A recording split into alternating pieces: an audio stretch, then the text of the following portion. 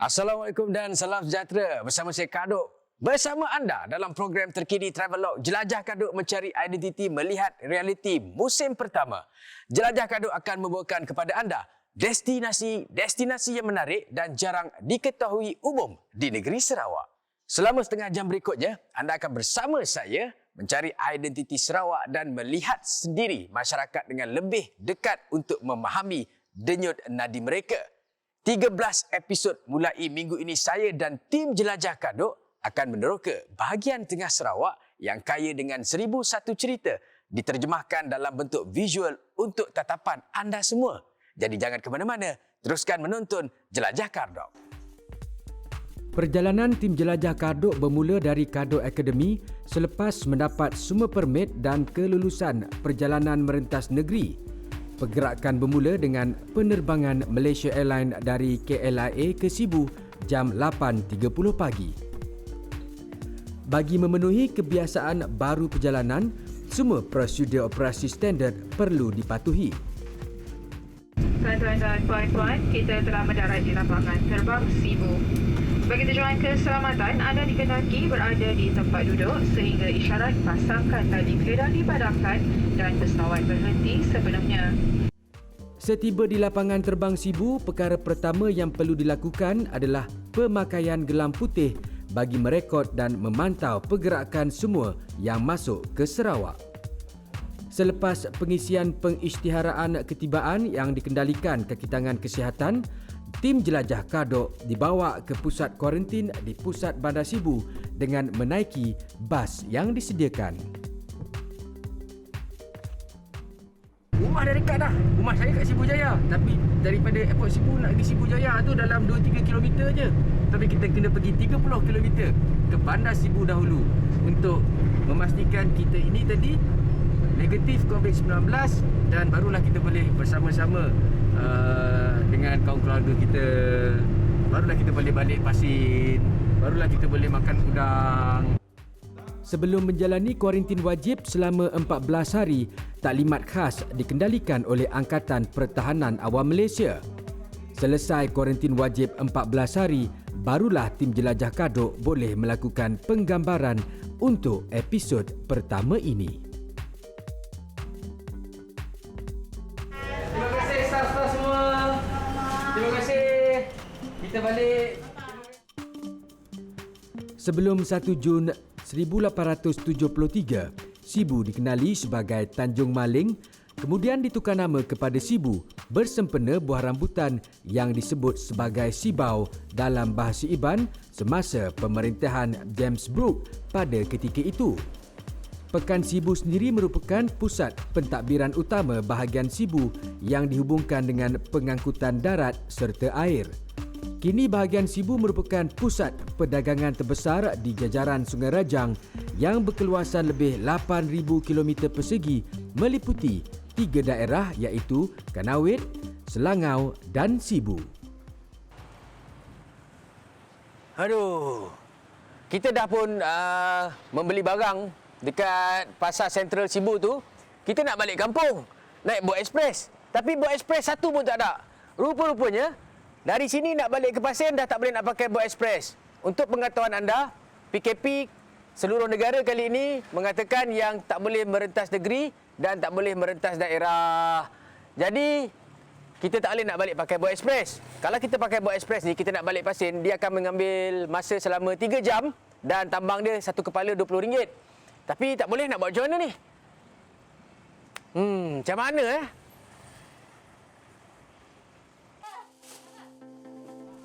Alhamdulillah, kebetulan hari ini bapa saudara saya ada menjual udang di Sibu Jaya. Jadi, mungkin dia boleh bantu kita untuk ke kampung Sungai Pasin. Akin anak Daling atau lebih senang dikenali sebagai Encik Akin akan membantu saya dan tim Jelajah Kadok di Sungai Pasin. Selain dari menggunakan bot ekspres, cara lain untuk ke kampung Sungai Pasin dengan lebih cepat adalah menggunakan separuh laluan darat dan separuh lagi menggunakan sampan persendirian. Sebelum kita memulakan perjalanan ke Sungai Pasin, jom kita ikut Cik Akin membeli ais batu untuk membekukan hasil tangkapannya nanti. Ini sahaja cara yang ada bagi membolehkan hasil tangkapan dari Sungai Pasin kekal segar. Kesemua ais-ais ini dimasukkan ke dalam kotak-kotak ais dan selepas itu diangkut dengan sampan untuk dibawa pulang. Dari Pekan Sibu, perjalanan mengambil masa kira-kira 45 minit untuk sampai ke Kampung Sawai yang merupakan pengkalan sampan persendirian yang digunakan oleh kebanyakan penduduk di Sungai Pasin. So basically guys, sebelum adanya jalan Sawai ni, tak ada cara lain untuk orang Pasin nak ke bandar ataupun daripada bandar nak ke Pasin melainkan menggunakan Boat Express. Tapi semenjak dah ada jalan Sawai ni, jalan kelapa sawit dibuka apa semua ni tadi, jadi kita boleh halfway menggunakan kenderaan darat dan kemudian dari situ akan ada orang lain ambil menggunakan sampan dekat Sawai menghala ke Pasin. Selain melalui jalan bertar, kira-kira 20 km memasuki jalan ladang persendirian yang tidak berturap. Dan inilah sebabnya mengapa kebanyakan orang Sarawak menggunakan pacuan 4 roda. Dengan menggunakan pacuan 4 roda ini, pemanduan lebih selesa dan pergerakan lebih selamat berbanding kereta biasa serta memanjangkan jangka hayat sesebuah kenderaan. Teknologi terkini kenderaan pacuan 4 roda juga amat memudahkan kenderaan sebegini dipandu oleh sesiapa sahaja tanpa ada kemahiran yang khusus.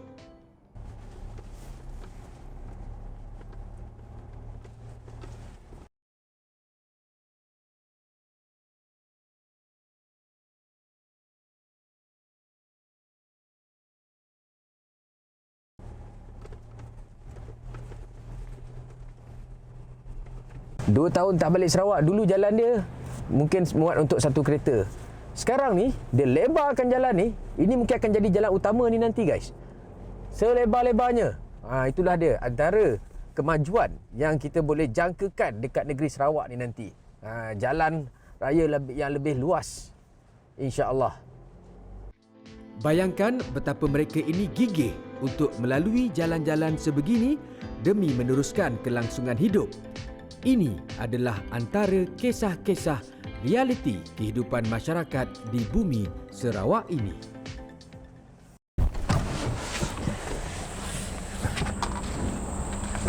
Alright guys, so sekarang kita dah pun sampai dekat Sawai ni tadi. So sekarang kita tunggu datuk saya sampai, dia akan ambil kita. So kita nak load barang, kita tunggu datuk saya sampai dulu. Dan dari sini, daripada Sawai ni, nak sampai ke Pasin akan mengambil masa selama 45 minit. So macam mana tadi guys? Korang ikut perjalanan nak balik kampung Pasin ni macam mana? Susah tak? Inilah zaman PKP, Boat Express tak pakai, tak boleh pakai, tak berjalan. So kita kena pakai cara lain untuk balik ke Pasin.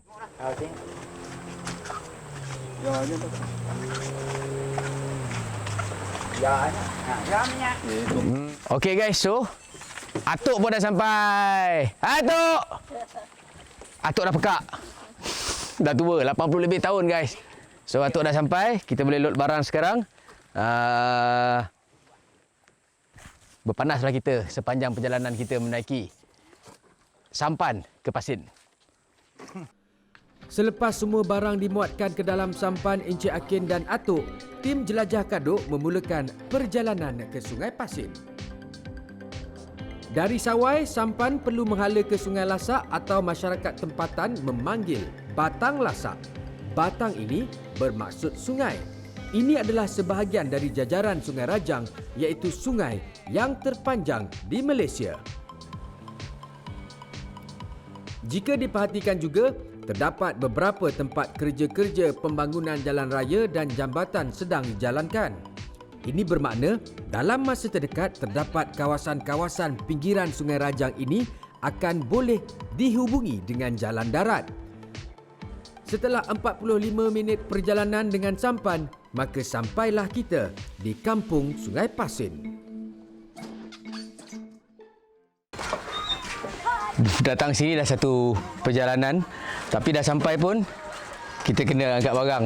Air pula surut, memang susah kita nak angkat barang guys, terutamanya ais-ais dalam bekas ni. Air pasang surut amat mempengaruhi kehidupan masyarakat di sini, baik untuk mencari rezeki maupun keperluan peribadi seperti mandi, membasuh dan sebagainya. Sehingga kini Kampung Sungai Pasin masih tidak mempunyai bekalan air bersih dan bekalan elektrik. Setiap rumah di sini mempunyai sekurang-kurangnya 2 tong besar bagi menadah air hujan atau rain harvesting untuk kegunaan harian. Air minum dibeli dari Sibu atau menggunakan air hujan yang ditadah sebagai kegunaan.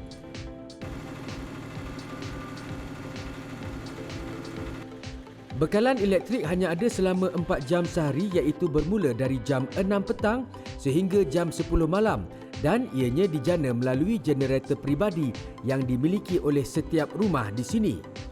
Kenaikan harga bahan bakar berasaskan petrol sedikit sebanyak memberi kesan kepada penduduk di sini dalam menikmati kemudahan elektrik mereka. Bagi Encik Akin, 2 liter diesel setiap hari sudah cukup untuk menerangi mereka sekeluarga selama 4 jam. Dianggarkan, hampir 300 keluarga menetap di Kampung Sungai Pasin yang turut dilengkapi kemudahan awam seperti Dewan Orang Ramai, klinik dan sekolah rendah.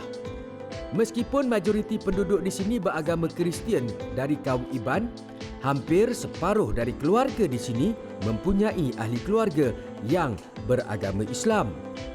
Encik Akin sendiri mempunyai seorang anak yang telah memeluk agama Islam selain dari adiknya juga beragama Islam.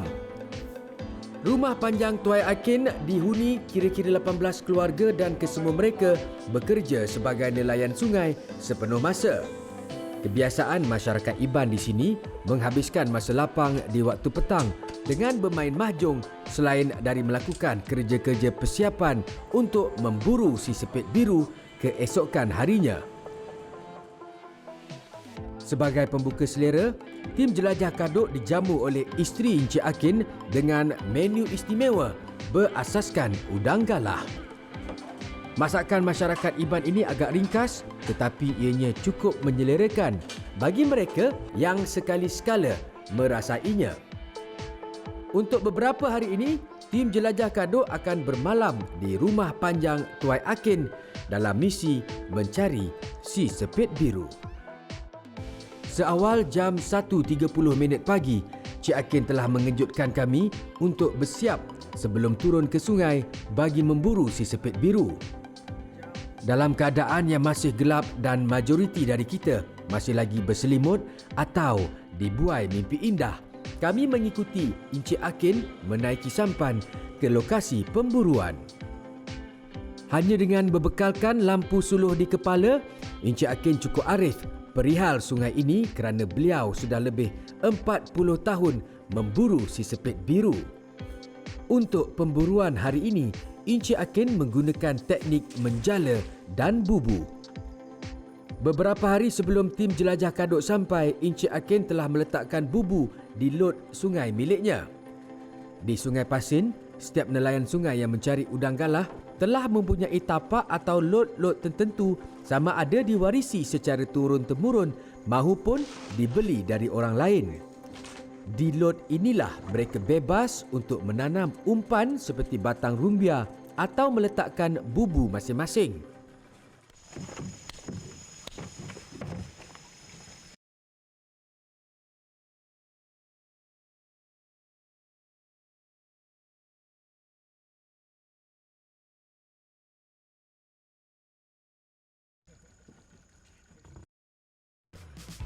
Sebelum ini, bubu untuk menangkap si sepit biru diperbuat dari kulit kayu.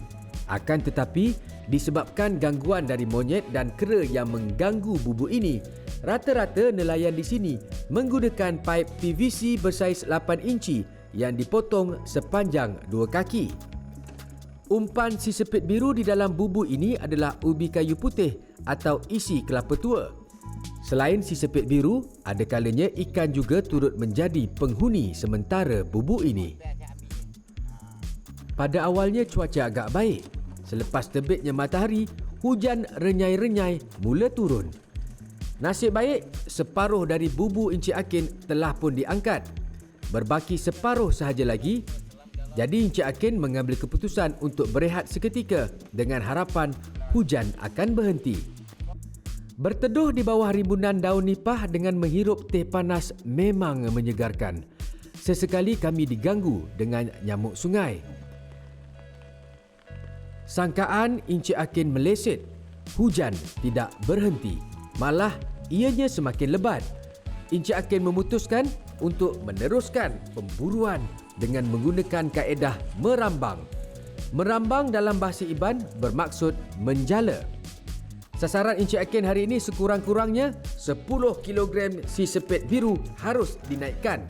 Ini bagi memenuhi permintaan jualan hujung minggu serta tempahan sedia ada dari masyarakat di Sibu. Dalam kesejukan dibasahi hujan, saya mengambil tugas mengemudi sampan dan Encik Akin berdiri di huluan untuk menebar jalanya. Dengan pengalaman serta petua yang ada, Encik Akin menjejak lubuk-lubuk sisepit biru. Ada kalanya jangkaannya sangkut, ada kalanya hanya daun-daun kering dan ranting kayu memasuki jalanya.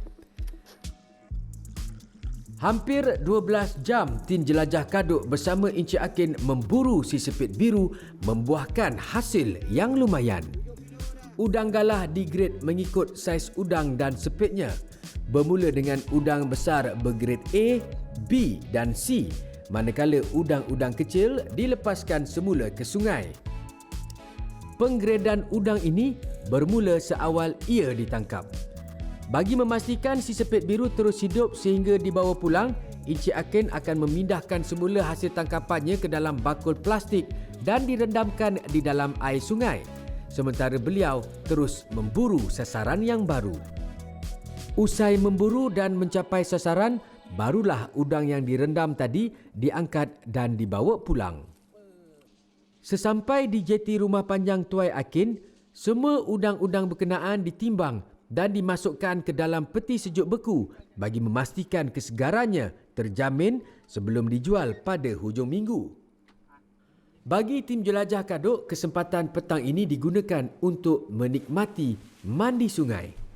Lewat petang, Encik Akin menyiapkan peralatan untuk memburu sisepit biru pada keesokan paginya pula.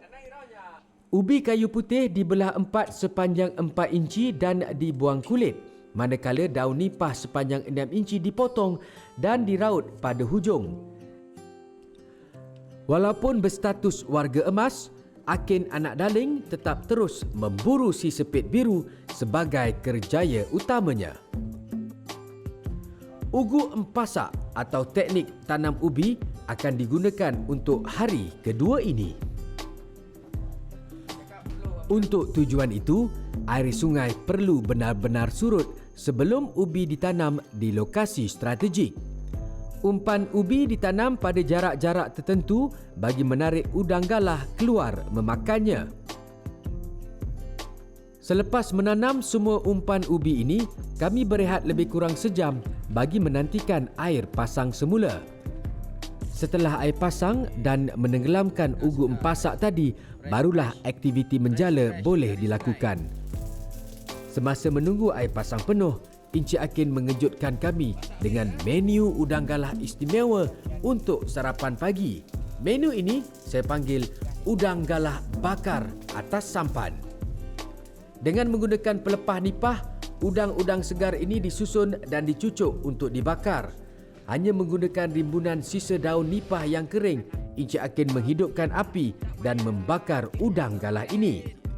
Udang galah yang dibakar ini pula dimakan dengan bekal nasi panas yang dibawa dari rumah. Ianya cukup menyelerakan.